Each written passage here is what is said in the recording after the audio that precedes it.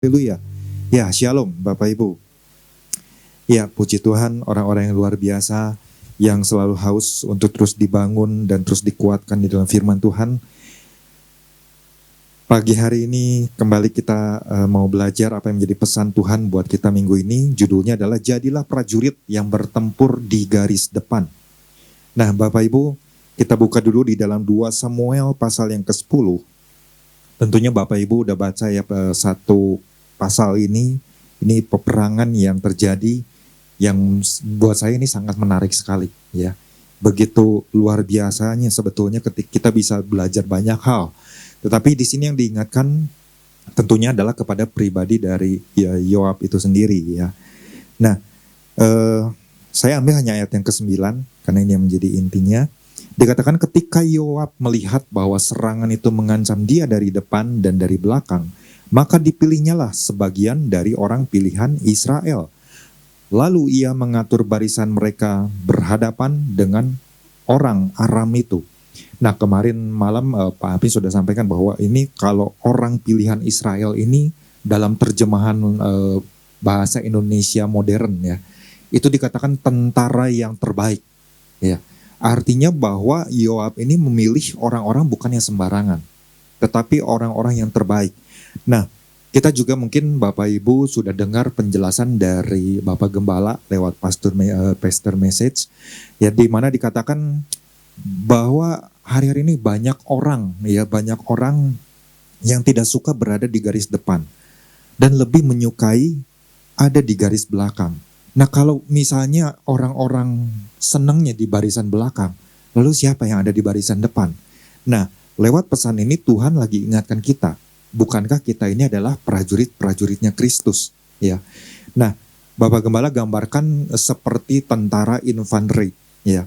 Nah, apa sih infanteri itu? Nah, kita belajar sedikit ya.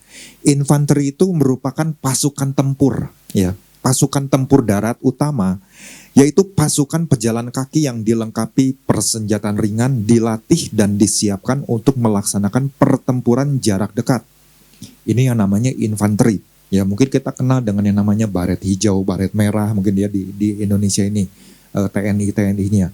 Atau mungkin juga Kopassus, ya seperti begitu, pasukan-pasukan yang khusus gitu. Nah, infanteri sendiri berasal dari kata infan yang berarti kaki. Ya, biasanya ini menggambarkan para tentara muda yang berjalan kaki di sekeliling para kesatria, ya, yang menunggang kuda atau menunggang kereta. Nah, oleh karena itu seorang infanteri ya di situ dikatakan harus memiliki kemampuan berkelahi, menembak, bertempur dalam segala medan dan cuaca. Ya, itu arti dari infanteri itu sendiri. Nah, saya coba untuk menggambarkan supaya lebih mudah ya kita menangkapnya apa sih yang bisa kita pelajari dari pesan Tuhan ini. Nah, ya cara yang paling mudah saya ambil contohnya di dalam bidang olahraga. Ya, Bapak Ibu pasti tahu yang namanya olahraga sepak bola. Ada yang namanya penjaga gawang, ada yang berdiri di barisan belakang, ya, kemudian barisan pertahanan, kemudian di barisan tengah, ya, yang biasanya suka mengatur dan lain sebagainya, kemudian bagian penyerang yang ada di bagian depan. Ya. Nah, kalau kita perhatikan yang namanya seorang penyerang, ya, ketika ditempatkan di barisan paling depan, tugasnya buat seorang penyerang sepak bola, ya, dia adalah bagaimana dia harus bisa memborbardir pertahanan musuh, pertahanan lawan, membongkar sedemikian rupa strategi apa yang lagi diterapkan oleh lawan, sehingga dia harus punya satu kepintaran, satu keahlian ya yang berbeda supaya dia bisa membobol gawang lawan, ya. Ini yang namanya orang yang ada di barisan depan, yang namanya penyerang di dalam sepak bola. Bahkan bukan cuma sepak bola, di dalam bidang-bidang olahraga lain juga kalau kita perhatikan, ya, entah itu bulu tangkis, entah itu voli, basket, dalam satu grup itu pasti ada orang-orang tertentu yang menjadi target, ya, supaya dia bisa memasukkan bola, ya, atau bisa mengatur serangan, menekan lawan, melemahkan pertahanan lawan, seperti itu. Nah, ini kan sebetulnya kalau kita punya gambaran seperti ini, sebetulnya kalau kita terapkan di dalam hal kerohanian, itulah yang menjadi tugas buat seorang prajurit Kristus. Kalau hari-hari ini mungkin kita terus digemparkan dengan berita virus, ya. Nah, hal yang sering kali sudah beberapa hari ini kita diingatkan, jangan kita menjadi orang yang terbawa oleh arus yang negatif. Ya, arus yang membuat kita jadi ikutan takut, ikutan khawatir dan sebagainya. Tapi ini bagaimana kita harus mengambil satu posisi yang tepat, yang benar. Ya tentu dengan sebuah keputusan yang bijaksana gitu ya. Nah, ini yang saya gambarkan supaya kita bisa mudah untuk mengerti ya. Nah, saya bacakan kembali inti pesan Tuhan. Tuhan berbicara soal kualitas, ya, kualitas keprajuritan. Dan ingat, bukankah kita semua ini adalah prajurit-prajuritnya Tuhan yang gagah berani? Pergumulan atau peperangan apa yang hari-hari ini sedang kita hadapi? Tuhan mau kita untuk tidak menjadi takut. Bahkan Ia mau kita bersiap sedia tampil sebagai prajurit-prajuritnya yang siap bertempur di garis depan. Bagaikan prajurit-prajurit infanteri. Nah, bukankah kita tahu bahwa Tuhan itu adalah panglima perang? Ya, Dia adalah Tuhan yang berperang menggantikan kita untuk melawan musuh-musuh kita. Bapak Ibu bisa temukan di dalam Perjanjian Lama, ya, di dalam Kitab Ulangan, di situ ada beberapa pasal yang disebutkan bahwa Tuhan yang berperang. Ya, itu harus membuat sebuah keyakinan di dalam diri kita bahwa Dia nggak pernah tinggalkan kita. Dia yang sebetulnya mau Tuhan itu ada di depan dan Dia yang berperang. Tinggal bagaimana kita sebagai prajurit-prajuritnya satu sama lain bersama-sama dengan Tuhan punya satu kesepakatan dalam menghadapi serangan-serangan musuh ini. Nah, jadi yang saya tangkap ya, pesan Tuhan ini buat saya pribadi ya.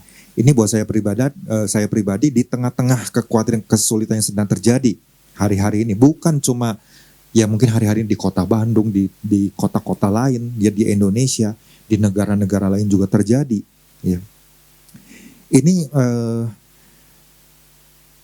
kita jangan kalah dengan strategi musuh ya, yang coba untuk melepaskan roh-roh ketakutan, kekhawatiran, kekacauan, kehancuran dan sebagainya.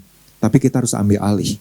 Kita harus ambil alih dan memberikan perlawanan dengan strategi yang tepat. Ya.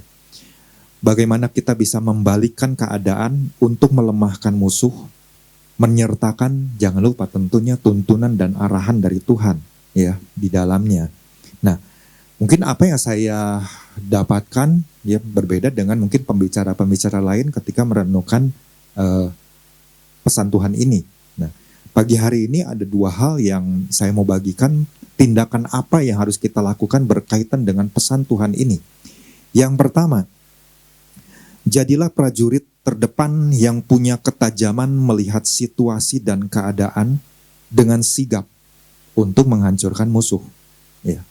Ini saya ambil dari ayat yang ke-9 sampai ke-11 di dalam 2 Samuel 10 ini.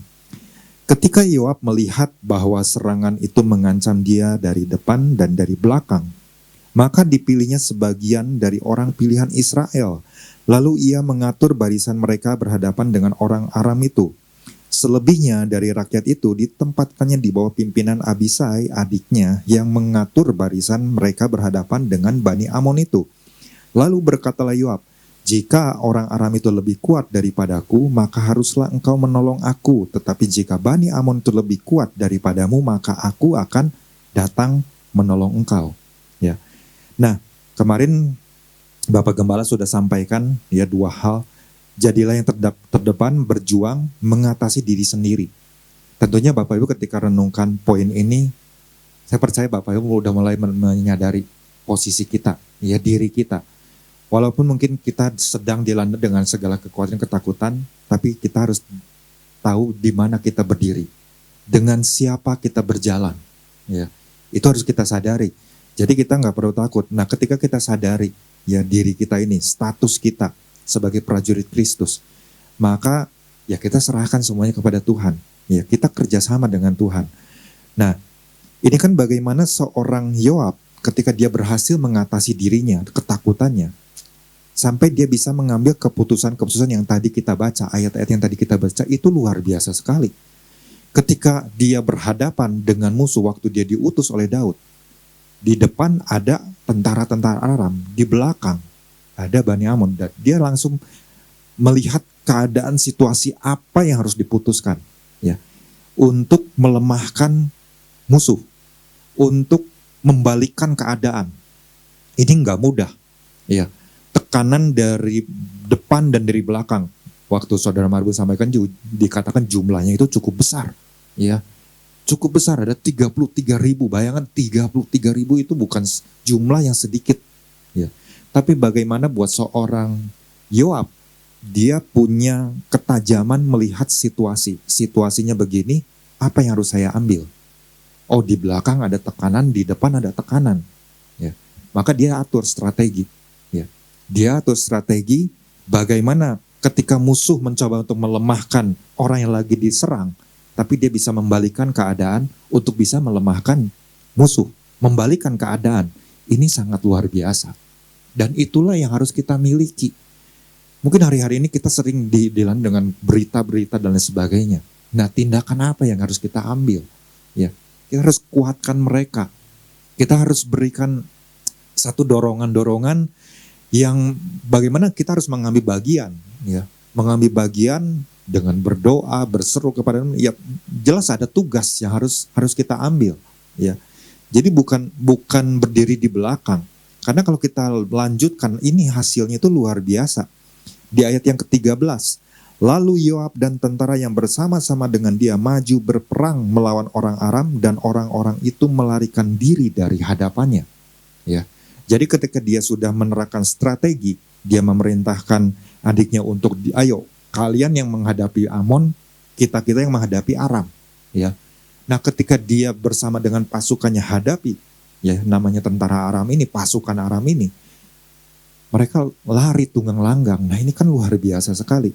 Nah, sikap ini harus terus kita bangun, ya, di tengah-tengah situasi hari-hari ini. Jadi jangan kita menjadi prajurit yang udah kalah duluan, ya, dengan ketakutan dan kekhawatiran yang berlebihan. Nah, karena kita tahu Tuhan yang berperang gantikan kita, ya. Beda Bapak Ibu kalau di dunia yang namanya pemimpin kadang-kadang sering, ayo, ya, semua pasukan-pasukan di bawahannya ditempatkan dulu di barisan depan, ya. Kalian hadapi dulu, nanti aku akan turun tangan, ya. Ketika lihat situasi begini, aku akan maju. Kalau Tuhan beda. Tuhan yang di depan, kita yang di belakang, itu kita yang harus sama-sama, atau bukan kita tenang-tenang aja, kan Tuhan yang berperang, enggak yang seperti itu. Tapi kita bekerja sama dengan Tuhan, ya, menghadapi musuh. Artinya kita harus ingat, ya, arahan-arahan Tuhan itu, tuntunan Tuhan itu harus terus kita libatkan. Lewat apa? Lewat keterhubungan kita dengan Tuhan, connected to God, ya. Tadi saya gambarkan olahraga sepak bola. Nah, yang namanya penyerang, seorang penyerang yang ada di barisan depan, ya. Kalau buat musuh, ya, buat lawannya, kalau misalnya dia lihat ini penyerang ini, dia punya kualitas, dia punya kemampuan yang sangat luar biasa dalam mengocek bola, dalam mungkin memborbardir, menyerang dan lain sebagainya dari berbagai sisi. Dia punya naluri untuk mencetak gol yang sangat-sangat kuat, ya. Ini menjadi penyerang yang berbahaya yang buat lawan ini nggak bisa dijaga dengan satu orang, bisa 2-3 orang, ya, supaya dia nggak berhasil memasukkan bola ke gawangnya, ya, buat lawan. Nah, posisi kita itu harus seperti penyerang yang punya kualitas ini, ya. Betul, dia punya kemampuan, punya punya kehebatan, ya, yang sangat mumpuni. Nah, ini yang harus kita miliki, punya kemampuan mematikan setiap ketika dia udah terima bola nih, jangan sampai lawan itu kebobolan. Nah, ini yang harus kita sadari, posisi kita itu seperti itu, yang harus kita miliki, bahwa kita sebagai prajurit Tuhan, kita harus menjadi prajurit yang bisa mematikan serangan-serangan musuh, melemahkan, menghancurkan, ya, bahkan membalikkan keadaan, menekan keadaan dari musuh. Wah, kalau di dalam peperangan rohani ini sangat luar biasa Bapak Ibu. Hari-hari ini penguasa-penguasa di udara yang gelap ini kan mungkin sedang bekerja, ya. Bahkan ya ada berita-berita lewat WA ya dari kelompok hamba-hamba Tuhan. Nah, saya juga kan perlu untuk mencek juga gitu. Kalau mungkin hari-hari ini serangan-serangan senjata biologis itu kan bisa saja dibuat oleh orang-orang yang hendak mengacaukan keadaan dunia hari-hari ini. Ya, kalau kita berbalik kepada firman Tuhan, Alkitab sudah menyatakannya bahwa hari-hari terakhir ini akan seperti apa. Ya, nah ini kan menjadi seperti penggenapan. Ya, orang mulai melakukan kejahatan. Jadi pikirannya itu udah benar-benar dikuasai oleh segala hal yang jahat. Apapun caranya, coba untuk ditebarkan. Ya. Nah, ini yang membuat ketakutan di berbagai keadaan. Virus nggak bisa dihancurkan. Virus itu datang. Tapi bagaimana kita bisa mencegah lewat apa? Ketika kita bisa menjaga makanan-makanan yang menjadi asupan buat kita. Ya, mungkin kita perlu makan buah-buahan, menjaga waktu istirahat dengan baik, jangan sampai kekurangan. Ya kita mulai atur segala sesuatunya dengan baik. Itu kan satu situasi yang bisa membantu bahwa kondisi kita tetap sehat, tetap fit. Virus itu bisa masuk kapanpun. Virus itu banyak bertebaran di mana-mana. Entah itu di kantong kita, ya, taruh uang, di dompet dan sebagainya, dikunci, banyak sekali. Yang tidak kita sadari bahwa itu sebenarnya udah nempel dari zaman-zaman dulu, seperti itu. Ya. Tapi ketika kondisi kita lagi nggak fit, ya dengan mudahnya ya virus itu bisa menyerang, bisa masuk. Ya. Nah, ini yang kita belajar sesuatu. Jadi kita harus punya ya namanya strategi bagaimana kita harus punya kualitas, kita harus cerdik, kita harus punya satu ketelitian, punya kepekaan, ya, punya ketajaman, sehingga apa yang menjadi rencana Tuhan. Waktu Tuhan ingatkan, jadilah prajurit yang bertempur di garis depan, kita bisa sepakat sama Tuhan, ya Tuhan, aku mau ada di barisan depan, berperang bersama dengan Tuhan. Ya, karena dia adalah panglima bala tentara surga. Wah, itu keren sekali Bapak Ibu. Ya, kita perang bersama-sama dengan Tuhan. Malaikat-malaikatnya aja udah sangat luar biasa, apalagi gitu kan. Tuhan percayakan hal ini kepada kita, anak-anaknya di bumi ini. Ya. Nah, ayo ambil peran itu. Ya, ambil peran itu. Itu yang pertama. Nah, yang kedua yang saya dapatkan dari pesan Tuhan ini. Yang kedua, jadilah prajurit terdepan yang mau bekerja sama serta sepakat dengan pemimpin. Ya, dan jangan lupa, tadi saya sudah singgung di bagian pernah, jangan lupa minta arahan Tuhan. Ya, ini juga disampaikan oleh rekan-rekan yang lain. Kita tetap harus minta arahan Tuhan. Ya. Kalau Bapak Ibu baca secara keseluruhan dari 2 Samuel pasal yang ke-10 ini, ada sesuatu yang sebetulnya menarik. Ya. Saya mempertanyakan kenapa seorang Daud sebagai raja, kok dia ingin bersahabat dengan yang namanya raja dari Bani Amon. Kita tahu sejarahnya. Amon dan Moab ini adalah bangsa yang dibenci oleh Tuhan. Tapi kenapa buat seorang raja Daud pada waktu itu, dia ketika dengar Nahas, raja dari Bani Amon ini mati, dia ingin mengirimkan ucapan bela sungkawa lah, kurang lebih seperti itu. Ya. Dan kemudian di situ dikatakan ingin menjalin persahabatan. Nah, ini yang menjadi pertanyaan, kok aneh ya? Ya, sedikit aneh tentunya. Kenapa Daud mau bersahabat dengan orang-orang dari Bani Amon? Padahal itu kan merupakan sesuatu yang tidak dikehendaki oleh Tuhan. Nah, Tuhan ambil intervensi. Tuhan enggak sana. Kalau Bapak Ibu kembali baca ya dari 2 Samuel pasal 10, itu adalah awal-awal titik-titik awal di mana Daud udah mulai mengalami satu hal sampai kemudian muncul yang namanya terjadi perselingkuhan dengan Bathsheba, kemudian anak yang lahir itu mati, kemudian bagaimana mulai dari situ kekacauan di dalam keluarganya terjadi. Ya. Nah, ini yang harus kita sadari. Ya. Makanya kenapa Bapak Gembala lewat pesannya yang kedua ini kan dikatakan jadilah yang terdepan berjuang membela bangsa dan keluarga. Ya, ini kan satu hal yang penting untuk kita perhatikan. Ya. Jangan sampai kita lupa. Ya, kita harus mau bekerja sama. Ketika Bapak Gembala dapatkan pesan ini disampaikan kepada kita. Nah, saatnya kita sepakat dengan Bapak Gembala, tentu Bapak Gembala juga bersama-sama mengajak kita, ayo kita berdiri di barisan depan, kita ambil peran kita, ya, kita ambil peran kita. Nah, ini kan kita bisa melihat ya di dalam 2 Samuel pasal yang ke-10 ayat 17-18. Setelah hal itu diberitahukan kepada Daud, maka dikumpulkannya seluruh orang Israel di seberanginya sungai Yordan lalu sampai ke Helam. Orang Aram mengatur barisannya berhadapan dengan Daud dan bertempur melawan dia. Tetapi orang Aram itu lari dari hadapan orang Israel dan Daud membunuh dari orang Aram itu 700 ekor kuda kereta dan 40.000 orang pasukan berkuda. Sobah, panglima tentara mereka dilukainya sedemikian hingga ia mati di sana. Ketika saya baca ayat ini satu hal yang sebetulnya kalau Bapak Ibu kembali melihat, ini kan peperangan dengan orang-orang Aram. Yang pertama aja ketika Yoab yang diutus, mereka udah alami kekalahan. Tapi orang-orang ini kan yang namanya musuh itu kan nggak tinggal diam, udah kalah ya udah gitu kan. Mereka atur lagi strategi, balas lagi siapa tahu bisa menang, ya. Nah, disinilah bagaimana Daud, ya, ketika Tuhan sudah intervensi, disitulah Daud turun tangan, ya. Daud sadar, oh iya ya, ini sesuatu yang tidak berkenan nih. Bagaimana kemudian Daud ikut berperang, ya. Tentunya saya percaya di situ Yoab juga ada. Yoab melihat pengalaman kemarin ini dia udah berperang, bangsa Aram kalah.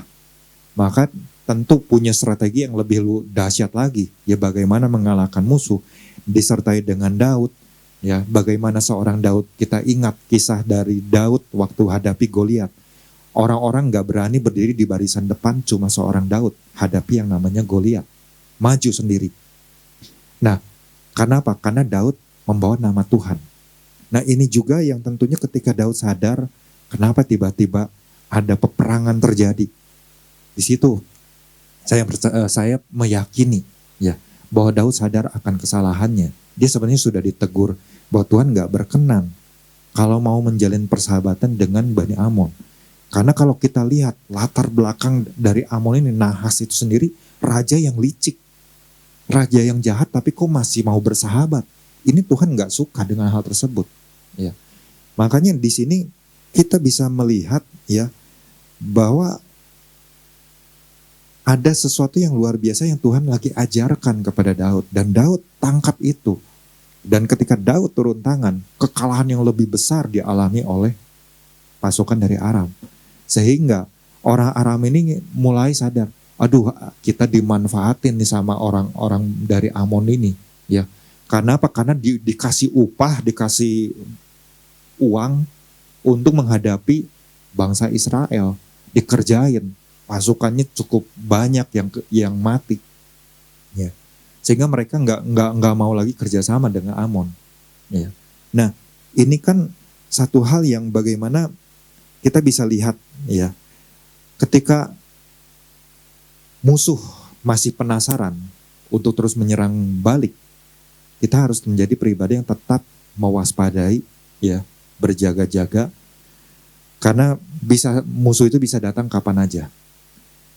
Seorang penyerang yang hebat, ya saya katakan tadi di dalam sepak bola, dia betul punya kualitas, tapi dia juga nggak bisa dengan kualitas yang ada di dalam dirinya, dia menunjukkan kemampuannya bahwa dia nggak perlu pelatih yang bisa mengarahkan dia, menempatkan dia di posisi mana dan lain sebagainya. Seorang penyerang dia harus tahu di mana dia bisa mengambil posisi yang tepat, di waktu yang tepat untuk bisa membobolkan gawang lawannya. Itu penyerang yang punya kualitas. Ya. Nah, demikian juga kita dengan keberadaan kita hari-hari ini. Lewat pesan ini, kita juga harus bisa tahu di mana kita berdiri dan apa yang harus kita lakukan. Kurang lebih 2 minggu yang lalu lah, tepatnya di hari Jumat atau hari Sabtu, ya, waktu pagi hari, waktu saya masih tertidur itu tiba-tiba ada satu suara yang begitu jelas sekali, ya, berkata ayat firman Tuhan yang sangat-sangat terkenal. Dan itu dikatakan berulang-ulang dan saya sampai dengar membuat saya terbangun. 1 Petrus 5 ayat 8-9. 1 Petrus 5, 8-9. 1 Petrus 5, 8-9. Sampai itu benar-benar jelas sekali dalam kuping saya. Dan langsung membuat saya terbangun. Dan apa yang kita tahu? Sadarlah dan berjaga-jagalah. Lawanmu si iblis berjalan keliling sama seperti singa yang mengaum-ngaum dan mencari orang yang dapat ditelannya. Lawanlah dia dengan iman yang teguh, sebab kamu tahu bahwa semua saudaramu di seluruh dunia menanggung penderitaan yang sama. Yang menarik di sini, sebab kamu tahu bahwa semua saudaramu, siapa saudara-saudara kita? Orang-orang yang di luar sana, dari berbagai negara, lagi menanggung penderitaan yang sama. Mereka sedang menghadapi yang namanya mungkin virus corona ini, COVID-19 ini. Mereka alami penderitaan yang sama, bahkan di negara-negara besar terjadi. Ya, sampai hari-hari ini terus terjadi. Ya. Nah, lewat pesan ini saya mulai merenungkan, ya, sampai tiba ke dalam pesan ini, saya mulai memahami, mengerti. Ya. Artinya Tuhan sudah ingatkan sejak minggu-minggu lalu apa yang akan terjadi ke depan. Ya. Saya kan nggak ngerti, cuma melakukan aja, ya udah, berjaga-jaga, menjaga segala sesuatunya, ya, berdoa untuk keluarga, ya, keluarga besar, ya tentu untuk gereja, untuk kota dan sebagainya. Tapi kan ini serangan musuh itu kan dikatakan seperti singa, iblis itu seperti berjalan seperti singa yang mengaum-ngaum, mencari orang yang dapat ditelannya. Artinya kadang-kadang kan mungkin lewat apa yang terjadi hari-hari ini, kadang-kadang iman kita menjadi lemah. Kita jadi takut. Ya, firman itu segalanya jadi lupa. Ya. Orang lebih melihat dengan keadaan, wah begini, wah begitu. Ya memang nggak salah, kita mempersiapkan segala sesuatunya itu nggak salah. Tapi bagaimana kita bertindak bijak dan jangan lupa, ayo datang sama Tuhan, minta penyertaan Tuhan, tuntunan Tuhan. Tuhan, apa sih yang harus saya lakukan? Ya. Karena ketika kita menyadari tentang ini, semua saudaramu di seluruh dunia lagi menanggung penderitaan yang sama. Artinya kan di situ kita harus ambil bagian. Bagiannya apa? Ya perangi. Ya, kita punya otoritas, kita punya kuasa, dan kita minta kuasa yang lebih besar lagi dari Tuhan. Ya. Seperti saya katakan tadi, penyerang itu punya kualitas, ya dia ambil bagiannya. Minta tuntunan dari Tuhan sebagai sang pelatih itu sendiri, ya, pemimpin kita sendiri. Strateginya gimana nih Tuhan? Doa apa yang harus saya naikkan, ya, di saat-saat sekarang ini? Jadi ini yang harus kita sama-sama pelajari, ya. Nah, kita kan tentu ingat bagaimana ketika Tuhan sedang membawa bangsa Israel keluar dari tanah Mesir sampai masuk ke tulah yang ke-10. Sebelum hal itu terjadi, Tuhan sudah perintahkan, kamu persembahkan, ya, domba yang seperti sudah ditentukan syaratnya, kemudian darahnya kamu bubuhkan di setiap ambang pintu.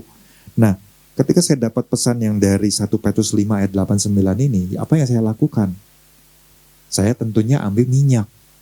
Minyak sebagai minyak urapan, minta kuasa Tuhan, saya setiap pintu di dalam rumah saya balurkan dengan minyak. Saya urapi, saya doa, saya peperangan, ya, mematahkan semuanya itu, semua siasat-siasat iblis itu, supaya ya entah itu virus dan sebagainya tidak bisa masuk. Ya karena apa? Karena ada malaikat yang berjaga, ada tembok yang berapi. Itu kan bagian kita yang bisa kita lakukan. Ya.